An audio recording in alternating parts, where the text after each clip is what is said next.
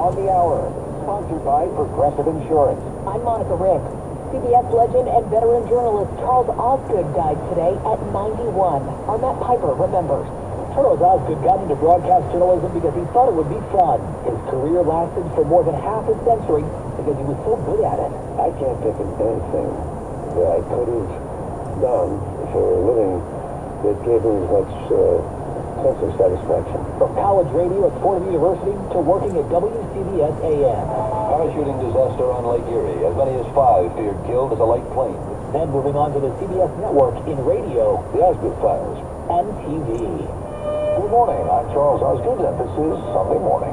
Our other big story today is, of course, New Hampshire, where voters are hitting the polls in the nation's first presidential primary. Nikki Haley endorsed it. I'm hoping for a major win for Donald Trump. Haley's still trailing Trump, but independent voters could help her. CBS's Ed O'Keefe is in Manchester. Haley's arguing, look, only about 1.5% of the country has weighed in on a race that affects everyone.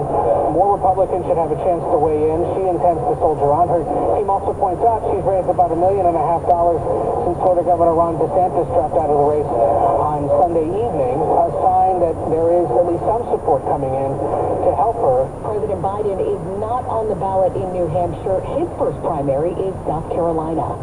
Israel says 21 soldiers are dead in its worst day of the war since October 7th. Reporter Linda Gradstein. The Israeli army spokesman Daniel Hagari said troops had wired two two-story buildings with explosives to blow them up near the Israeli border. As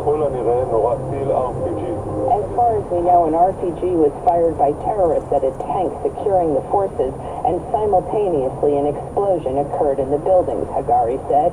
Most of the forces were inside or near them. Wars, climate change, even AI is now causing the doomsday clock to tick closer to midnight. Bulletin President and CEO Rachel Bronson tells us the 2024 doomsday clock reads 90 seconds to midnight. She says the reading is unchanged from last year because of a variety of global threats, but it is still possible to turn the clock back. Allison Keyes, CBS News, Washington. The World Health Organization is calling for urgent vaccination efforts for measles in Europe. More than 30,000 cases were reported there last year. And social media is buzzing about Barbie. Margot Robbie and director Greta Gerwig got snubbed in today's Oscar nominations. Oppenheimer had the most nods with 13. This is CBS News. Well, that's today's news. Today's news. I didn't hear any good news, did you? I didn't think so. I guess it's all about perspective. The glass is half full. Well, as always, I'd like to thank you again for coming along with me on these Dashcam News adventures.